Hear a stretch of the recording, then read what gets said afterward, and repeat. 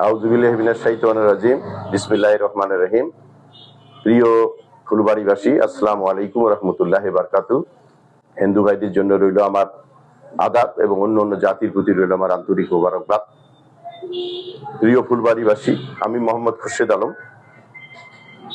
ফুলবাড়ি উপজেলা বিএনপির সাবেক সাধারণ সম্পাদক এবং কুড়িগ্রাম জেলা বিএনপির কৃষি বিশেষ সম্পাদক হিসেবে আমি দায়িত্ব পালন করেছিলাম।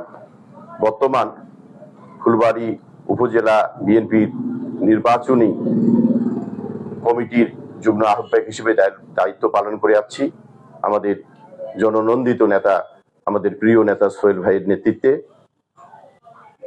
আমি দুঃখের সঙ্গে জানাচ্ছি যে আমার একটি বক্তব্যকে এআই পদ্ধতির মাধ্যমে, সামাজিক যোগাযোগের মাধ্যমে, ফেসবুকে আমার বক্তব্যকে বিকৃতি করে একটি দুষ্কৃতিকারী মহল একটা চক্রান্ত করে আমার এই বক্তব্যকে ফেসবুকে ছড়িয়ে দেওয়া হয়েছে। এটার তীব্র নিন্দা জ্ঞাপন করছি আমি। আমি হুঁশিয়ার করে দিতে চাই, তুমি যত গাঁজা ডাইল ব্যবসায়ীর সঙ্গে তোমার সম্পর্ক, তুমি এই ডাইল গাঁজা ব্যবসায়ীর সঙ্গে টাকার ভাগাভাগি করে খাও। মান্নান মুকুট, তুমি এই সমস্ত ছেলেদের সঙ্গে জড়িত, যারা গাঁজার ব্যবসার সঙ্গে জড়িত, ডাইলের ব্যবসার সঙ্গে জড়িত, তুমি তাদেরকে নিয়ে এই দলটাকে নষ্ট করার চেষ্টা করছো।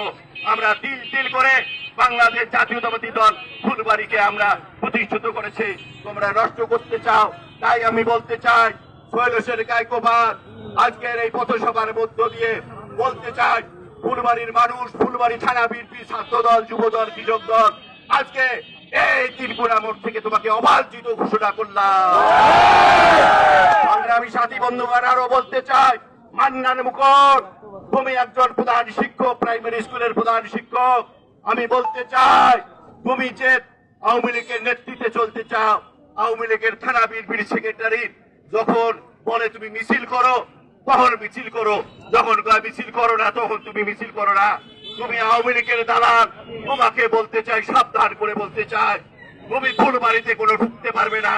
ফুলবাড়ির মাটি তোমার জন্য আজ থেকে অবাঞ্ছিত ঘোষণা করলাম। সংগ্রামী সাথী বন্ধুগণ, কোন পুরস্কারে কোন দালাল ওদের মধ্য দিয়ে যেন আমাদের দলে আসতে পারে না। এবং আমার প্রেরণপ্রিয় সংগঠন, যাকে তিল তিল করে আমরা ফুলবাড়িবাসী এই সংগঠনকে আগলে রেখেছি, আমার রক্ত, ঘাম, নির্যাতন দিয়েই আমরা ফুলবাড়িতে এই বিএনপিকে টিকিয়ে রেখেছি এবং আমরা দীর্ঘদিন ধরে এই বিএনপিকে লালন করে চলছি আমাদের প্রিয় নেতা সোহেল ভাইয়ের নেতৃত্বে। কিন্তু একটি কুচক্রী মহল এআই প্রযুক্তির মাধ্যমে আমার বক্তব্যকে বিকৃতি করে ফেসবুকে ছড়িয়ে দেওয়া হয়েছে। এটার তীব্র নিন্দা জ্ঞাপন করছি আমি। এবং আমার প্রেরণপ্রিয় সংগঠন, যাকে তিল তিল করে আমরা ফুলবাড়িবাসী এই সংগঠনকে আগলে রেখেছি, আমার রক্ত, ঘাম, নির্যাতন দিয়েই আমরা ফুলবাড়িতে এই বিএনপিকে টিকিয়ে রেখেছি এবং আমরা দীর্ঘদিন ধরে এই বিএনপিকে লালন করে চলছি আমাদের প্রিয় নেতা সোহেল ভাইয়ের নেতৃত্বে।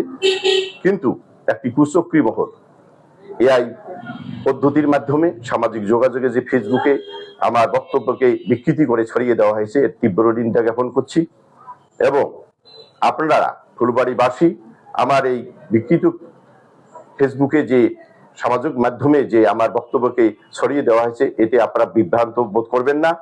এবং সকলের প্রতি উদারত আহ্বান আমি রাখবো, আপনারা সামনের নির্বাচনে আমাদের সোহেল ভাইয়ের নেতৃত্বে, আমাদের উপজেলা বিএনপির নেতৃত্বে আমরা সবাই মিলে ধানের শেষে ভোট দেব এবং দেশনেত্রী বেগম খালেদা জিয়ার হাতকে শক্তিশালী করব, জনাব তারেক রহমানের হাতকে শক্তিশালী করব এবং আমাদের প্রিয় নেতা সোহেল ভাইয়ের হাতকে শক্তিশালী করলে আমরা অবশ্যই এই অঞ্চলের মানুষের ভাগ্যের পরিবর্তন হবে এবং আমরা অবশ্যই ফুলবাড়িবাসীর জন্য আমাদের সোহেল ভাইয়ের নেতৃত্বে কিছু কাজ করব এবং আপনাদের সকলের উদারত আহ্বান রাখবো, আপনারা এই বিকৃতি, আমার বক্তব্যকে বিকৃতি করে যারা এই সামাজিক মাধ্যমে প্রচার করেছে, তাদেরকে আমরা অবশ্যই আইনের আওতায় নিয়ে আসব এবং আমরা শাস্তির ব্যবস্থা করবো ইনশাল্লাহ। এবং ফুলবাড়িবাসীকে আমি উদারত আহ্বান রাখছি, আপনারা আমার বক্তব্যে বিভ্রান্ত না হয়ে আপনারা সবাই সামনের নির্বাচনে ধানের শীষে ভোট দিয়ে ধানের শীষকে এবং সোহেল ভাই হাতকে শক্তিশালী করবেন, এই উদাত্ত আহ্বানটাকে আপনাদের সকলের সুস্বাস্থ্য কামনা করে আমি আমার বক্তব্য শেষ করছি। ধন্যবাদ সবাই।